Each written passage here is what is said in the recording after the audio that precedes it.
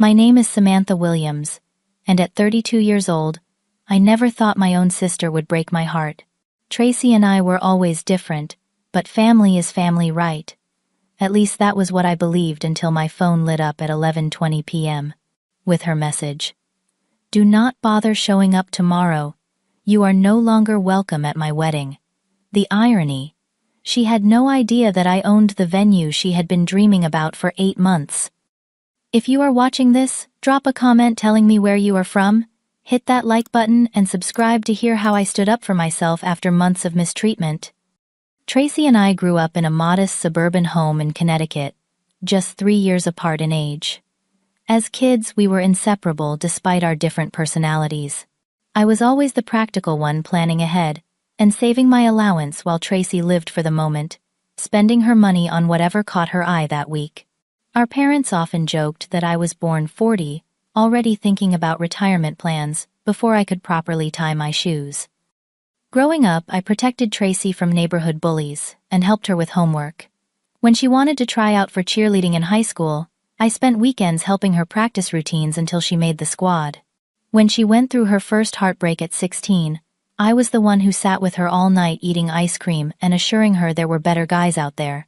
Despite our differences, we had an unspoken agreement: we would always have each other's backs. After college, while Tracy pursued a career in marketing, I took a different path.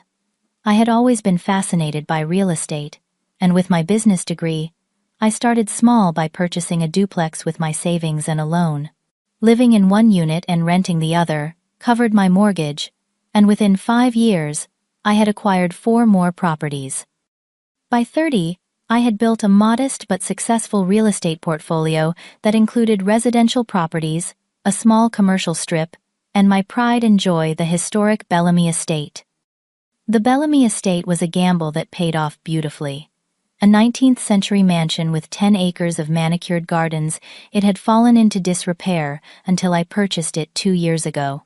With careful restoration and a business plan focused on weddings and events, I transformed it into one of the most sought-after venues in our region. Its classic architecture, grand ballroom, and picturesque gardens made it the dream location for many brides, including, as it turned out, my sister Tracy. When Tracy got engaged to Bradley, a charming financial analyst she met at work, I was genuinely thrilled for her. We celebrated with champagne at my apartment, and she gushed about her ideas for the wedding. When she mentioned wanting a venue with old-world charm and sophistication, I kept my ownership of Bellamy Estate quiet, formulating a plan to surprise her. "You know," I said casually over brunch the following weekend, "you should check out the Bellamy Estate. I heard they had a cancellation for next spring." Tracy's eyes widened. "Are you kidding?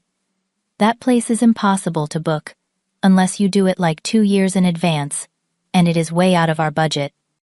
I shrugged nonchalantly. "Just give them a call. You never know."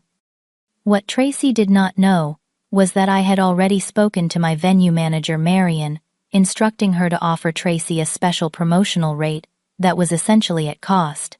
When Tracy called and was offered both an available date and a 30% discount, she was ecstatic, calling me immediately.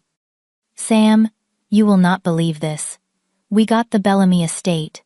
They had a cancellation exactly when we wanted, and they offered us an incredible discount because we were referred by someone. Did you know someone there? This is literally my dream venue." I played it cool. "I might have a connection. Consider it part of my maid of honor gift to you." Tracy squealed so loudly, I had to hold the phone away from my ear. "You are the absolute best sister ever. I cannot wait to start planning. This is going to be perfect." And for a while it was. We toured the venue together, with Marion giving us the full treatment while sending me subtle winks when Tracy was not looking. We discussed floral arrangements, lighting, and table layouts, with Tracy becoming more excited with each visit. I loved seeing her so happy, and felt proud that I could help make her dream wedding possible. The first few months of planning were a whirlwind of cake tastings, dress shopping, and Pinterest boards. As maid of honor, I organized a beautiful engagement party at my home, creating personalized touches that reflected both Tracy and Bradley. Tracy hugged me tight that night, whispering, "I do not know what I would do without you, Sam." But as the wedding date grew closer, things began to change. Tracy introduced me to her bridesmaids, most of whom were her friends from college and work. Among them was Amanda, her new colleague and fast friend. From our first meeting, I sensed something off about the way Amanda looked at me, almost sizing me up with a slight smirk. "So you are the famous sister, Amanda," said, swirling her wine. "Tracy talks about you constantly." "All good things, I hope," I laughed. "Oh, mostly," Amanda replied with a smile that did not reach her eyes. As weeks passed, Tracy became increasingly focused on every minute detail of the wedding, transforming from excited bride to someone I barely recognized. She began criticizing my ideas and suggestions, often in front of the other bridesmaids. "No, Sam, we cannot do wildflowers for the centerpieces. They look messy and unplanned." "I told you I wanted structured arrangements," she snapped during one planning session, though I distinctly remembered her praising wildflower arrangements in a magazine just weeks earlier. I chalked it up to wedding stress, continuing to support her while quietly ensuring everything at the venue would be perfect. Little did I know this was just the beginning of a painful journey that would test our relationship to its breaking point. The first real crack in our relationship appeared 3 months into wedding planning. Tracy had been spending more time with her work friends, particularly Amanda, who had somehow become her unofficial wedding planning advisor, despite having never been married herself. One Saturday, Tracy invited all the bridesmaids to her apartment to discuss the bachelorette party. As maid of honor, I had already started planning a weekend at a vineyard that Tracy had once mentioned wanting to visit.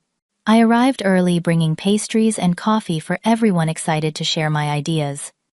When I walked in, Tracy and Amanda were huddled over a laptop giggling. They quickly stopped when they saw me. "What is so funny?" I asked, setting down the treats. "Nothing," Tracy said dismissively, "just looking at some bachelorette ideas." I felt a twinge of hurt. Was not that my responsibility as maid of honor? I pushed the feeling aside and began setting up refreshments as the other bridesmaids arrived. Once everyone was settled, I pulled out my folder of bachelorette weekend plans.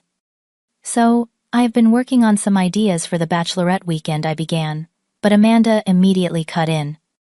"Actually, we have already decided on Vegas," she announced, looking around the room with a triumphant smile. "5-star hotel, VIP club access, pool parties.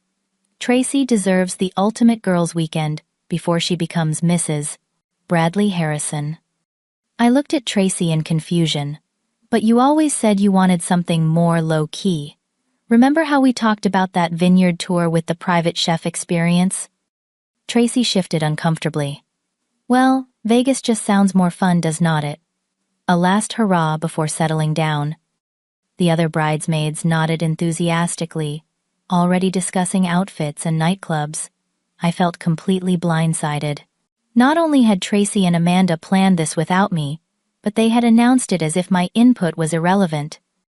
Later, when the bridesmaids were engaged in conversation about club attire, I pulled Tracy aside.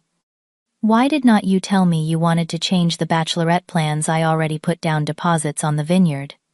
Tracy sighed, as if I was being difficult. "It is my bachelorette, Sam. Vegas is more exciting than some boring wine tasting." "But you hate crowded clubs," I reminded her. "And I thought we agreed the maid of honor plans the bachelorette."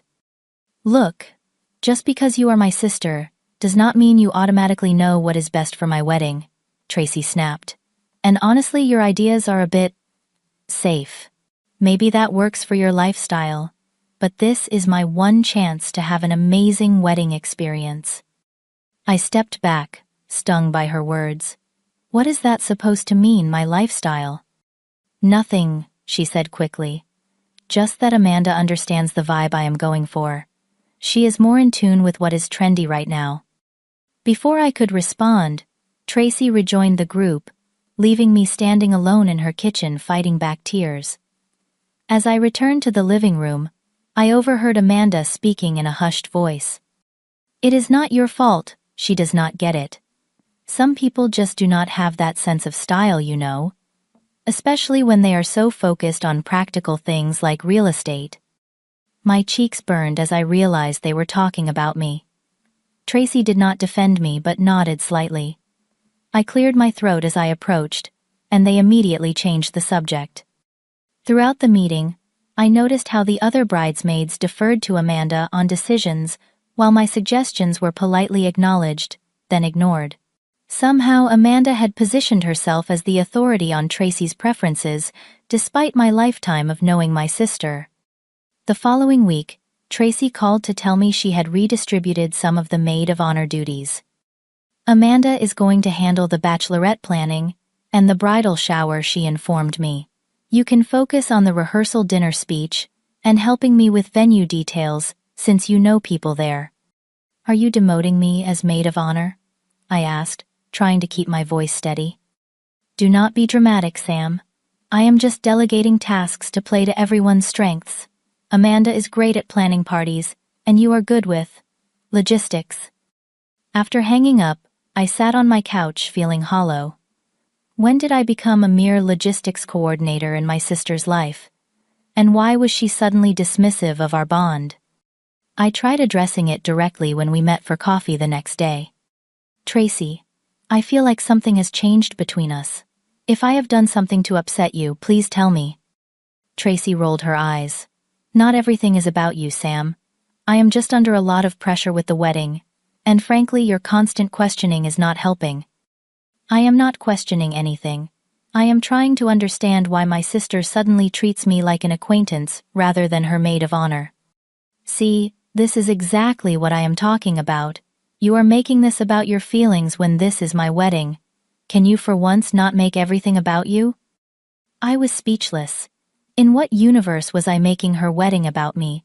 I had secretly arranged her dream venue at a discount, spent hours helping with planning, and swallowed my hurt feelings repeatedly. Bradley, who had been supportive and friendly to me, seemed to notice the tension. At their engagement dinner, he pulled me aside. Everything okay between you and Tracy? She seems a bit stressed about the wedding. I forced a smile. Just normal wedding jitters, I think. We are good. But we weren't good. With each passing week, Tracy grew more distant, and I found myself walking on eggshells around her, afraid that any suggestion would be interpreted as criticism. I began to worry that our relationship was fundamentally changing, and I did not know how to fix it. Despite the hurt, I remained determined to support Tracy's wedding dreams. After all, she was still my sister, and I wanted her day to be perfect, even if our relationship was strained. I just never imagined how much worse things would get, or how dramatically this wedding would ultimately test the bonds of our sisterhood. 3 months before the wedding, the situation with Tracy deteriorated from uncomfortable to unbearable. What had started as occasional snide comments evolved into outright hostility, often in front of others. The worst part was that I could not understand what had triggered such a dramatic change in my once loving sister. One Saturday, all the bridesmaids gathered for the final dress fittings. I had carefully selected a deep emerald gown that Tracy had originally approved, claiming it complemented my auburn hair. When I emerged from the dressing room, Tracy's face immediately fell. That color makes you look sallow, she said loudly, causing the other bridesmaids to turn and stare. I think you should try the navy option instead. But, you said emerald was perfect, I reminded her gently. Tracy sighed dramatically. That was before I saw it on you. The navy will be more slimming anyway. I felt my cheeks flush as Amanda poorly concealed a smirk. The bridal shop attendant gave me a sympathetic look as she ushered me back to try the navy dress, which was coincidentally a size larger than my usual. Alterations will cost extra, the attendant whispered apologetically. It is fine, I said, fighting back tears. Whatever makes the bride happy. Later that afternoon, as we gathered for lunch, I discovered from an offhand comment that the bridesmaids had attended a spa day together the previous weekend. I had never received an invitation. Wait, when was this? I asked, trying to sound casual. Last Saturday, replied Jenna, another bridesmaid. It was super relaxing. Did not Tracy tell you about it? I must have forgotten to forward you the details, Tracy said. without looking up from her menu. It was very last minute anyway. But the group chat messages that Jenna showed me later revealed the event had been planned for weeks. I had simply been excluded. When I confronted Tracy about it privately, she dismissed my concerns again. It was just a casual thing that Amanda organized. It was not official bridesmaid stuff, so stop making a big deal out of nothing. That night I called our parents, careful to downplay the situation, while seeking some perspective. "Honey, you know how brides get," Mom said soothingly. "Your sister has always been a bit dramatic, and wedding planning brings out the worst in people. Just keep the peace for now. It will all blow over after the wedding." Dad was more direct. "Tracy has always been the Princess Sam. You are stronger than she is.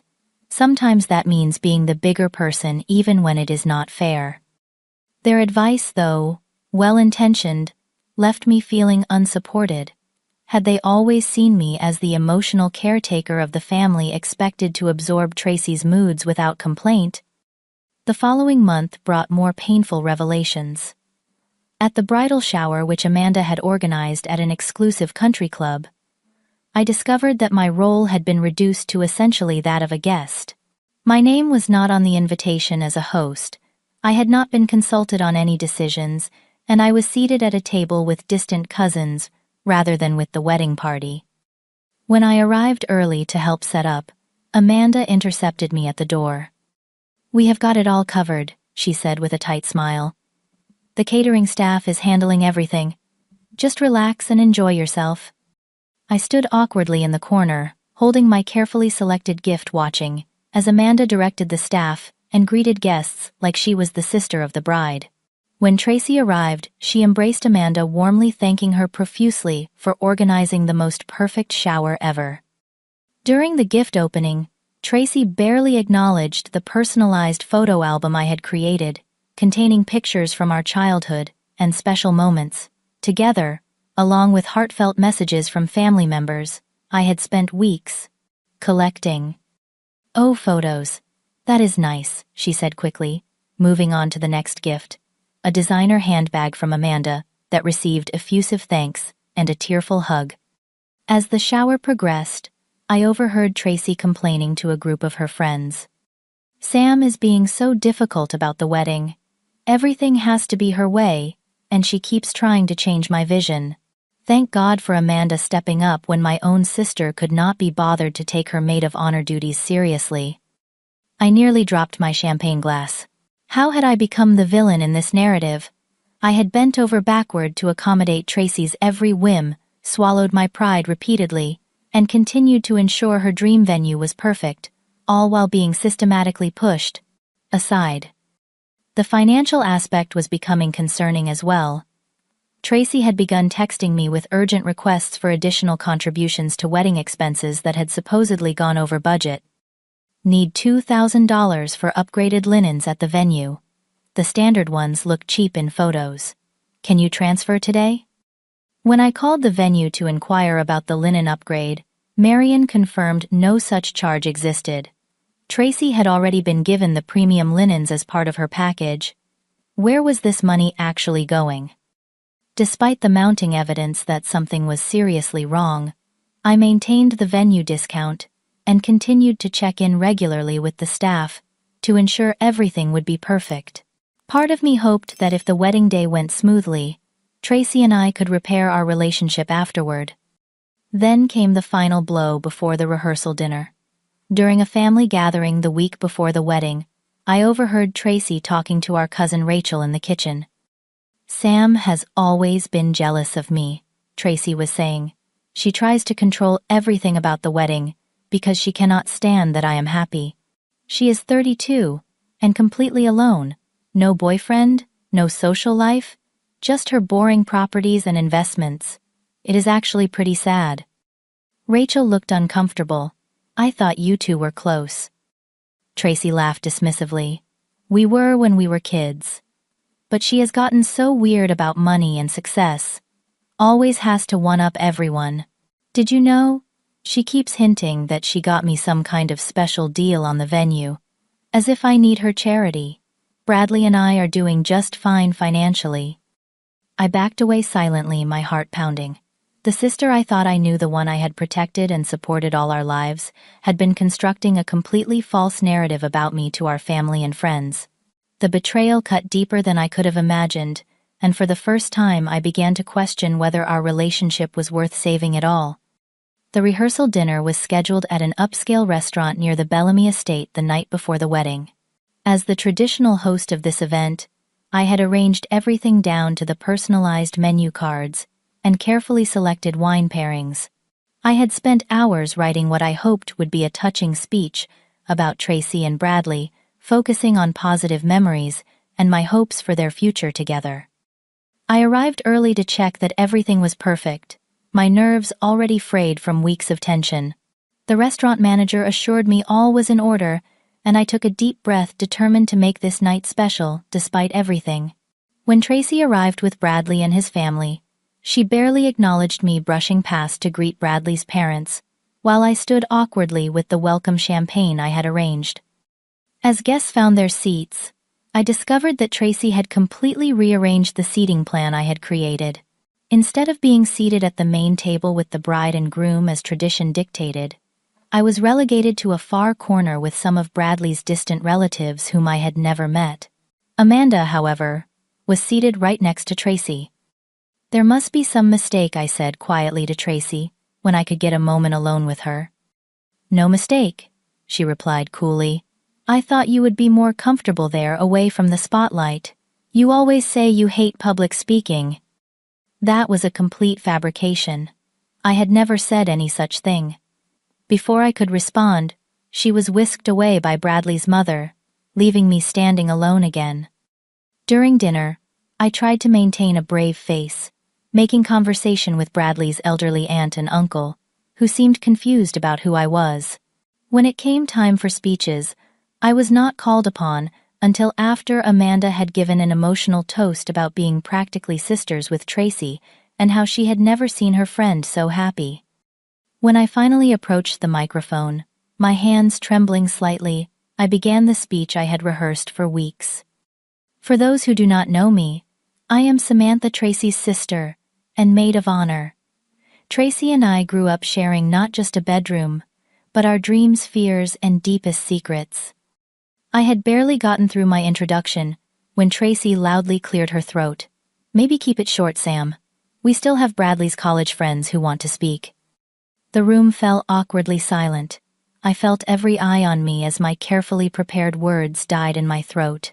Somehow I managed to stammer through an abbreviated version of my toast, raising my glass with a shaking hand, before quickly returning to my seat, my face burning with humiliation. As I sat down, I overheard Amanda whisper to Tracy, "Told you she would make it about herself." Tracy nodded in agreement, not bothering to lower her voice as she replied, "At least it is over now. Let us hope she does not try to give another speech at the reception." After dinner, as guests mingled over dessert, Bradley's mother approached me with a confused expression. "Samantha, dear, I wanted to ask about tomorrow. Tracy mentioned there was some tension between you two. She said you were unhappy about not being maid of honor." I blinked in shock. "What, I am the maid of honor?" She looked embarrassed. "Oh, I must have misunderstood. Tracy introduced Amanda as her maid of honor earlier and mentioned something about you stepping down due to work commitments." Before I could correct this outrageous lie, Tracy appeared, linking her arm through her future mother-in-law's. "I see you are getting to know Sam better," she said, with a tight smile. "Come on. The photographer wants some family pictures. Just the Harrison family for now," she added, pointedly in my direction. I watched as they gathered for photos, feeling completely excluded from the celebration I had worked so hard to perfect. Bradley caught my eye across the room and gave me a sympathetic look, but quickly turned away when Tracy noticed. When the evening finally ended, I was emotionally exhausted. As guests departed, I approached Tracy one last time, determined to clear the air before the wedding day. "Can we talk for a minute?" privately I asked. Tracy rolled her eyes, but followed me to a quiet corner of the restaurant's lobby. "What now, Sam? It is almost midnight, and I need my beauty sleep." "What is going on, Tracy? Why are you treating me like this? Why did you tell Bradley's mother? I stepped down as maid of honor. Oh my God. Are you seriously going to create drama the night before my wedding? This is exactly why I have been keeping my distance. You always have to make everything about you.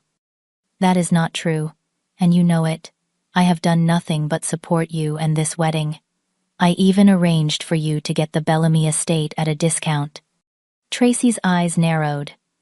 There you go again, throwing your so-called generosity in my face. I never asked for your help with the venue. In fact, Amanda's cousin works there, and said they give that same discount to lots of people. It was nothing special. I was speechless. Not only was this completely false, but it showed how determined Tracy was to rewrite reality to fit her new narrative. Why are you doing this? I finally asked, my voice breaking. What happened to us? Nothing happened to us, Tracy snapped. You just cannot stand that I have other people in my life now. People who are actually fun and supportive, not constantly judging me, or trying to control everything. When have I ever judged you? I have been nothing but supportive. Please, she scoffed. You have always thought you were better than me with your successful business and your perfect little life. Well, guess what? I have an amazing fiancé friends who actually like me for me, and tomorrow I am having my dream wedding at the most exclusive venue in the state. So, maybe stop acting like I need your charity.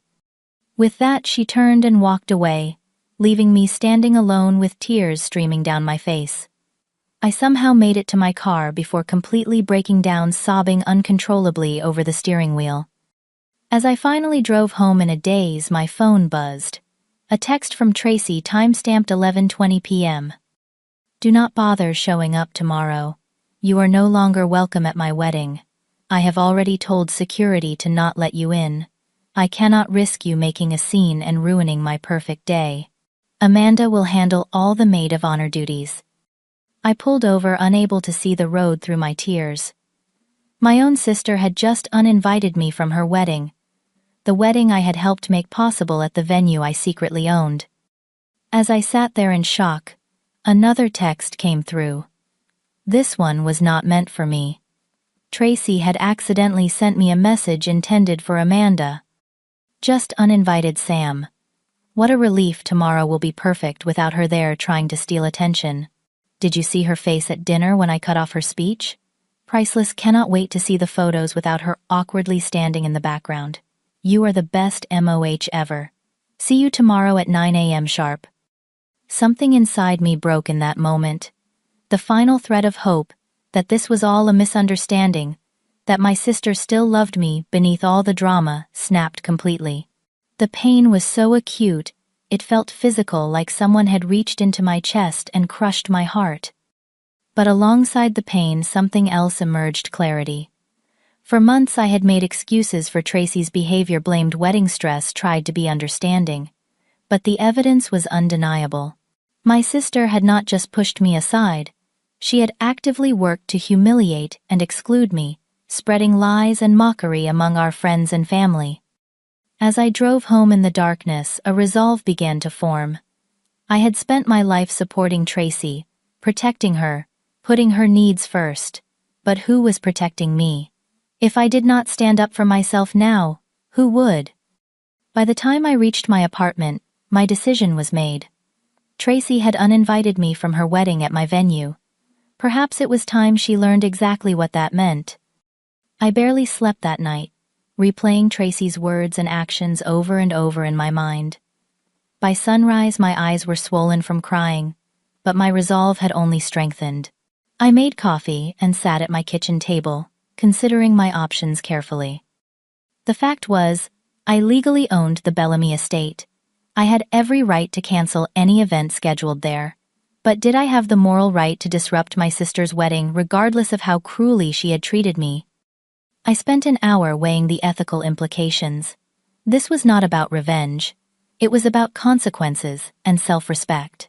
Tracy had systematically dismantled our relationship, lied about me to family and friends, and ultimately uninvited me from her wedding, all while I continued to provide her with a heavily discounted dream venue that I owned.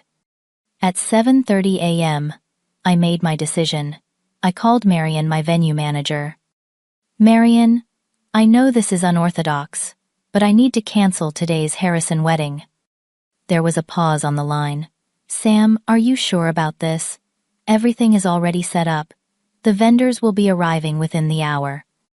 I understand, and I will cover all vendor cancellation fees personally. Please call them immediately and let them know. Then I need you to contact the bride and explain that due to unforeseen circumstances, the venue is unavailable today. May I ask what happened? Marion asked cautiously. I hesitated, not wanting to drag her into family drama. The bride uninvited me from the wedding last night. She does not know I own the venue, and frankly, given how she has been treating me, she does not deserve to use it. Marion had worked with me long enough to know I was not capricious or vindictive. I understand. What about their deposit? Refund it in full, plus an additional $5,000 for the inconvenience. And Marion, when you speak to Tracy, please do not mention my ownership.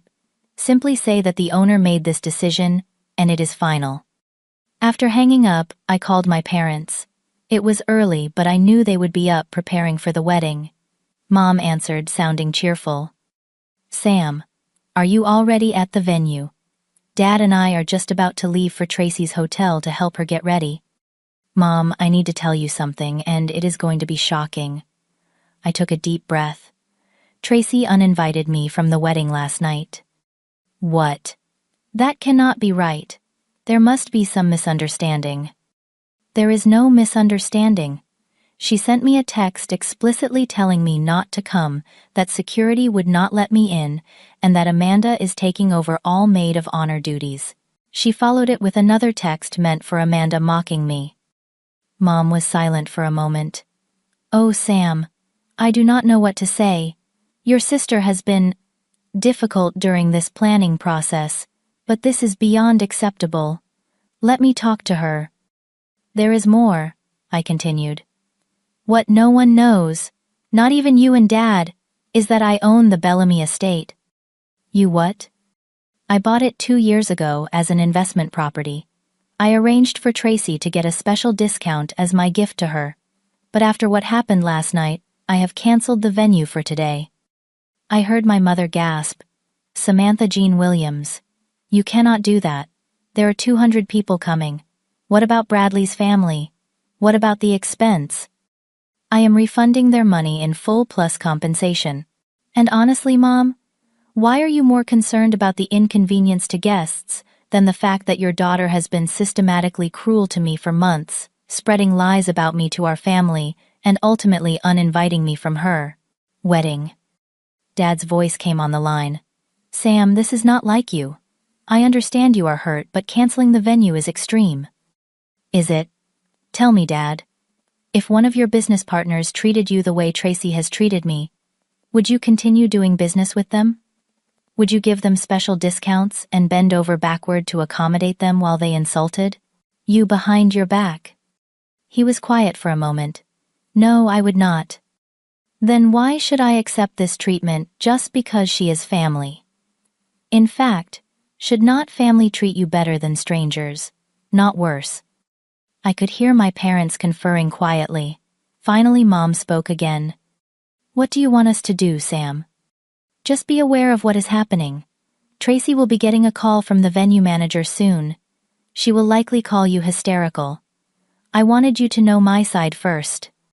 After hanging up, I packed a small bag. I did not want to be home when the inevitable barrage of angry calls and texts began. I had a friend with a lakeside cabin about 2 hours away who had always told me I could use it whenever I needed a getaway. Today seemed like the perfect day to take her up on that offer. As I drove out of the city, my phone began buzzing incessantly. I connected it to my car's Bluetooth to hear a voicemail from Marion. Sam, I spoke with Miss Harrison as instructed. She did not take the news well. She demanded to speak to the owner and threatened legal action. I maintained that the decision was final and explained about the full refund plus compensation. She refused to accept it and said she is coming to the venue anyway. I have instructed security not to allow anyone from the wedding party onto the property. Please let me know if you need anything else." Next came a series of increasingly frantic texts from Tracy. "What the hell is going on with the venue? They cannot just cancel like this. It is illegal. Are you behind this somehow? Answer your phone, Sam. This is a nightmare." I turned off notifications and continued driving, feeling strangely calm, despite the chaos unfolding behind me. For the first time in months, perhaps years, I was putting myself first. The weight of always being the responsible one, the peacekeeper, the person who absorbed others' bad behavior to keep the family harmony, had finally become too heavy to bear. At the cabin, I sat on the dock overlooking the still water, reflecting on the events that had led to this moment. I did not feel the vindictive satisfaction that might be expected. Instead, I felt a profound sadness for the relationship that had been lost, but also a sense of liberation. I had finally stood up for myself in a meaningful way, drawing a boundary that said, "This is how I deserve to be treated, and there are consequences when that standard is not met." As the sun set over the lake, I allowed myself to process the complex emotions of the day. Part of me wondered if I had gone too far, if canceling the venue was an overreaction. But then I remembered Tracy's words at the rehearsal dinner, the systematic exclusion, the lies she had spread about me, and finally the cruel text uninviting me from her wedding. No, I had not overreacted. I had simply finally reacted. Tomorrow would bring a storm of family drama and difficult conversations. But tonight, for the first time in months, I would sleep peacefully, knowing I had stood up for my own worth. Whatever happened next, that alone was a victory worth celebrating. 1 week after what was supposed to be Tracy's wedding day, I returned to face the aftermath of my decision. During my time at the lake cabin, I had limited my phone use, responding only to work emergencies and a few messages from close friends unconnected to the wedding drama. I needed that space to process my emotions and prepare for the inevitable confrontations. When I finally checked my messages, there were over 50 missed calls and nearly 100 texts. My voicemail was full. The emails ranged from concerned to furious. I sorted through them methodically, starting with my parents. Mom had left several voicemails, her tone evolving from angry to concerned, to resigned as the days passed. The most recent simply said, "Call us when you are ready, Sam. We need to talk as a family." Tracy's messages were predictably volatile, ranging from rage, "You ruined my life," to bargaining, "If this was about the venue discount, I will pay you back every penny," to vicious attacks. "Everyone knows what you did. No one will ever trust you again. Hope you are happy all alone in your big empty house." Bradley had texted once, "I do not know exactly what happened between you two, but we need to talk. This has gone too far on both sides." His message surprised me. I had expected him to fully side with Tracy, but his words suggested he might be more objective than I had anticipated. My first call was to my parents. Dad answered immediately. "Sam, are you okay?" "I am fine, Dad. Just needed some time away to think. How are you and Mom holding up?" He sighed heavily. "It has been a rough week. Tracy stayed with us for a few days. She was, well, devastated, would be an understatement. And furious with me, I imagine." "At first, yes. But something interesting happened, Sam. After the initial shock wore off, people started asking questions. Bradley's parents wanted to know why you were not at the rehearsal dinner. Your cousin Rachel mentioned overhearing Tracy saying unkind things about you. Then Amanda made some comment about you being jealous of Tracy's happiness that did not sit right with Bradley." I listened, silently surprised by this turn of events. "The truth is," Dad continued, "once people started comparing notes, a different picture emerged than the one Tracy had been painting. Not everyone is against you, Sam. Many family members were quite confused about your absence, saying you had always been the reliable one." Mom got on the line. That does not excuse what you did, Samantha. Canceling the venue was extreme. I know it seems that way, Mom. But you did not see the text Tracy sent me or the one she accidentally forwarded that was meant for Amanda. You did not experience months of being systematically pushed aside and lied about. We know more now than we did then, Mom admitted. Bradley showed us the texts. He was troubled by them. He said they did not sound like the Tracy he knew. That was interesting. I had not expected Bradley to take any action that might appear disloyal to Tracy. Is Tracy still planning to marry him? I asked. They have postponed, not canceled, Dad explained. Bradley suggested they take some time to regroup after all the drama. He seems like a level-headed young man.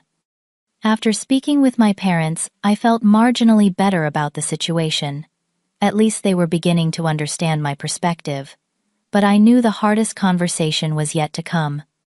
Tracy showed up at my door, unannounced, the next day. When I opened it, I barely recognized my sister. Her eyes were puffy from crying, her hair pulled back messily, wearing sweatpants and a hoodie, instead of her usual carefully coordinated outfit. You own the Bellamy estate, she said flatly. It was not a question. I nodded, stepping aside to let her in. Yes. How long? 2 years. She paced my living room, arms crossed tightly. So the special discount, the available date, all of it was you pulling strings. It was meant to be my gift to you, something special that I could provide as your sister. Tracy laughed bitterly. And then you took it all away. Do you have any idea what you did? 200 people had to be called. Bradley's family had flown in from 4 different states. The cake, the flowers, the photographer, everything wasted. I refunded everything, plus compensation. It was not about the money, she exploded. It was my wedding day, Sam. The most important day of my life. And you uninvited me from it, I replied quietly. Your own sister. After months of pushing me aside, letting Amanda take over, spreading lies about me to our family, after humiliating me at the rehearsal dinner. What did you expect me to do? Not cancel my entire wedding. Normal people just get upset and move on. They do not destroy their sister's dreams out of spite. It was not spite, Tracy. It was self-respect. You cannot treat people horribly and expect no consequences just because you are family, especially when you are benefiting from their generosity without even knowing it. Tracy collapsed onto my couch, putting her head in her hands. Everyone is talking about it. Bradley's mother keeps asking what kind of family I come from, where sisters would do this to each other. Some of my friends think it is hilarious, like some reality television drama. Others are not speaking to me. And Bradley. She trailed off. What about Bradley? I prompted. She looked up, her expression a mix of anger and hurt. He said he needed to rethink things. That if I could cut off my own sister so easily, what would happen if we had a serious disagreement in our marriage? He said he did not recognize the person in those texts. For a moment I felt a flicker of sympathy. Tracy had indeed lost a lot. But then I remembered how willingly she had tried to destroy my reputation and exclude me from her life. I am sorry it came to this, I said honestly.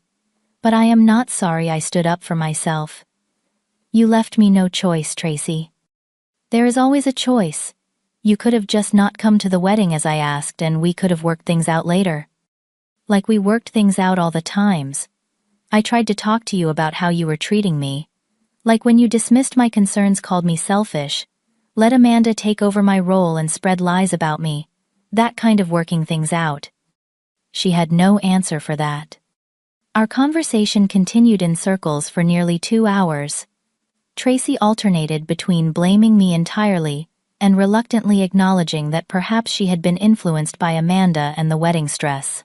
She revealed that Amanda had consistently painted me as jealous and controlling, feeding Tracy's insecurities about our relationship. She kept saying how weird it was that you were so involved in my wedding planning that most sisters would just show up on the day Tracy admitted. She suggested you were trying to live vicariously through me because you are single. The absurdity of this almost made me laugh. Tracy, I own a successful business and multiple properties. I arranged for you to have your dream venue at cost. How does any of that suggest I am jealous of you? She shrugged uncomfortably. It made sense at the time. Amanda can be very convincing. And where is Amanda now? I asked. Is she helping you deal with the aftermath?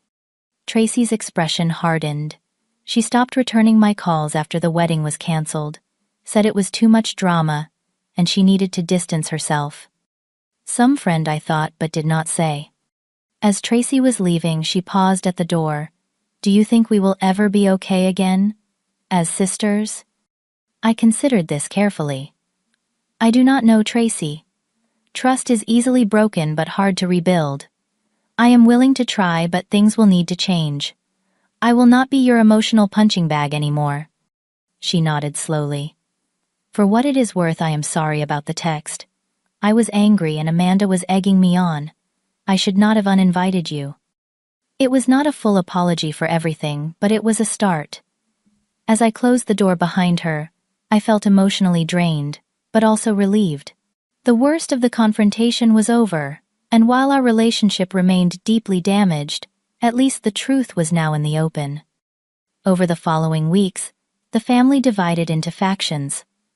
Some relatives thought I had overreacted dramatically, while others, once they learned the full story, understood my position.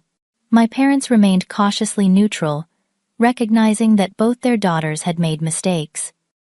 Bradley reached out to meet for coffee, wanting to hear my side directly. He was more thoughtful than I had given him credit for, asking insightful questions about the timeline of events and listening carefully to my answers. I always thought it was strange how Tracy suddenly started excluding you, he admitted. The Tracy I fell in love with spoke so highly of her big sister. Then Amanda came into the picture and everything changed. Amanda alone is not to blame, I said fairly. Tracy made her own choices. He nodded. That is what troubles me the most. I need to be sure the woman I marry is someone who would not turn on family so easily. That is why I asked for some time. I respected his honesty and the difficult position he was in. As we parted, he thanked me for being willing to talk openly with him, something he said Tracy still struggled to do about the whole situation. Setting boundaries with my family proved challenging but necessary. For the first time, I declined a family dinner when I learned Tracy would be there, explaining to my parents that I needed more time before engaging in family gatherings together. Instead of feeling guilty, I felt empowered. My time and emotional well-being mattered, and I was finally acting accordingly. 6 months after what my family now awkwardly referred to as the wedding incident, I found myself in a much different place, both emotionally and relationally. The journey had not been easy, but it had been transformative in ways I never could have anticipated.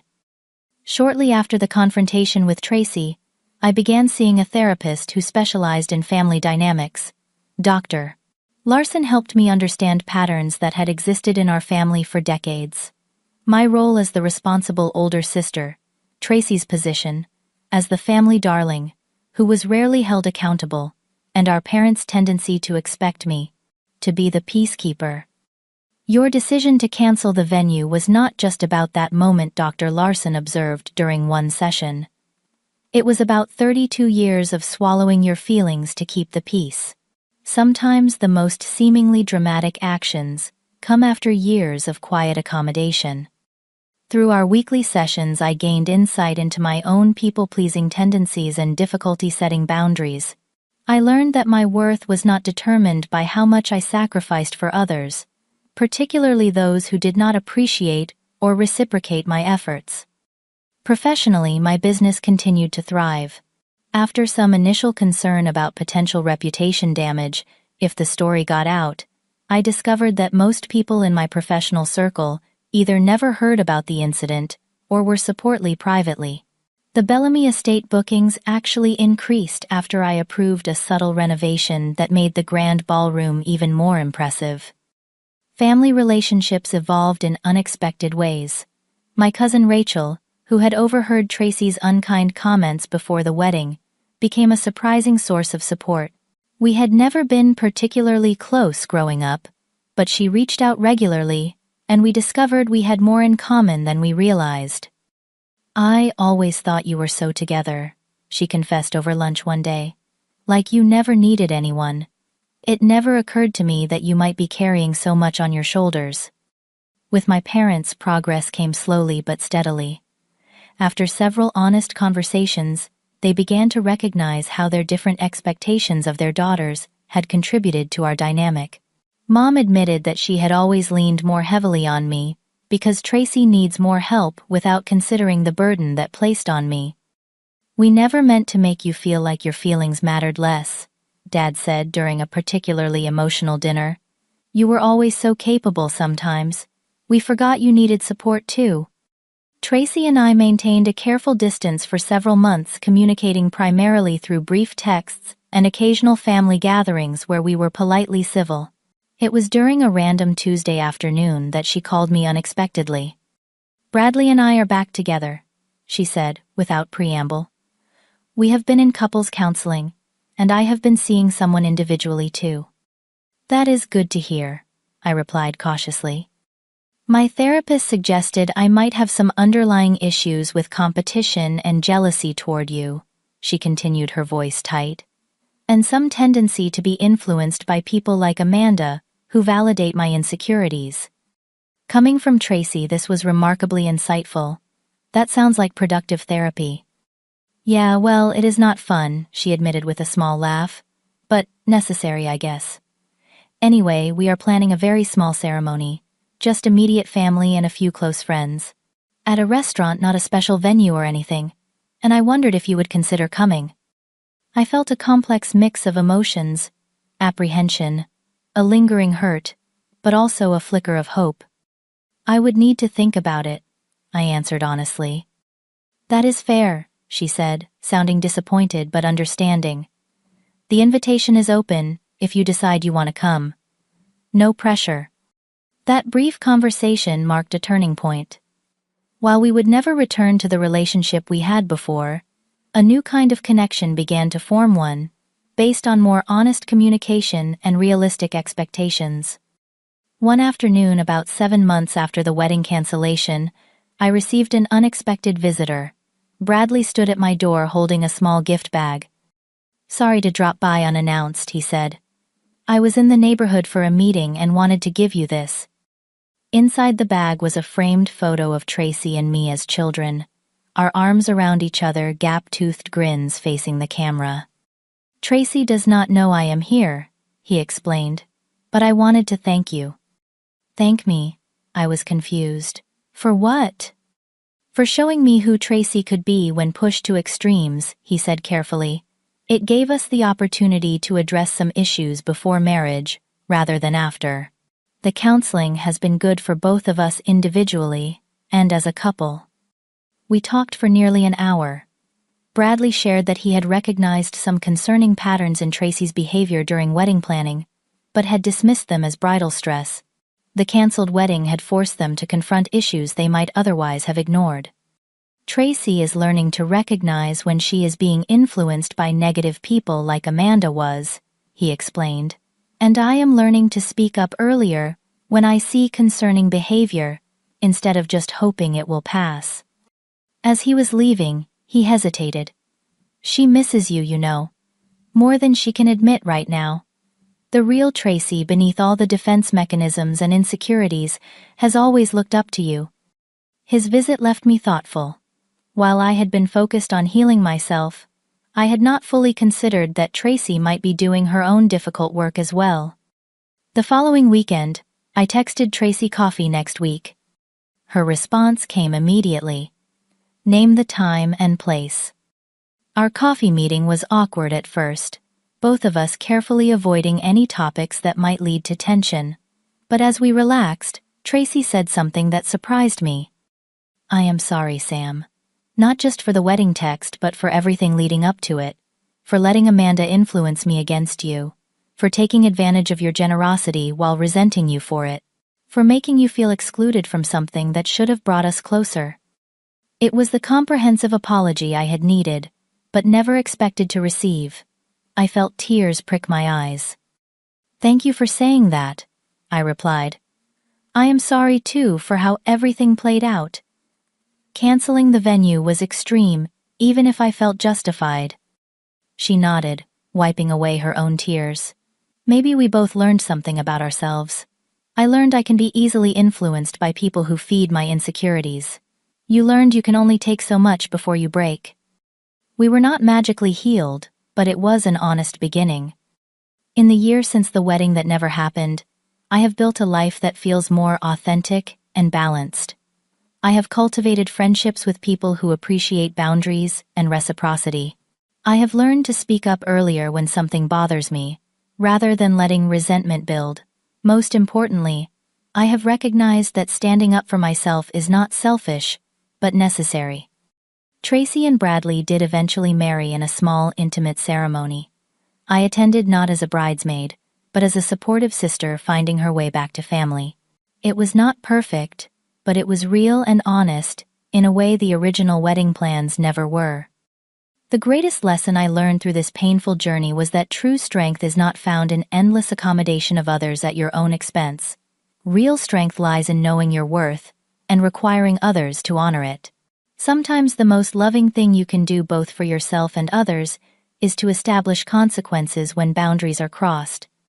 Family relationships are complex, often laden with patterns established in childhood that no longer serve us as adults. Breaking those patterns is painful, but ultimately liberating. While my relationship with Tracy will never be what it once was, perhaps it can become something more authentic and sustainable. Have you ever had to set a difficult boundary with someone you love? What did you learn from the experience? I would love to hear your stories in the comments below. If this resonated with you, please like and subscribe for more real-life experiences and lessons learned the hard way. Thank you for listening to my story, and remember that standing up for yourself is not just your right, it is essential to your well-being and the health of your relationships.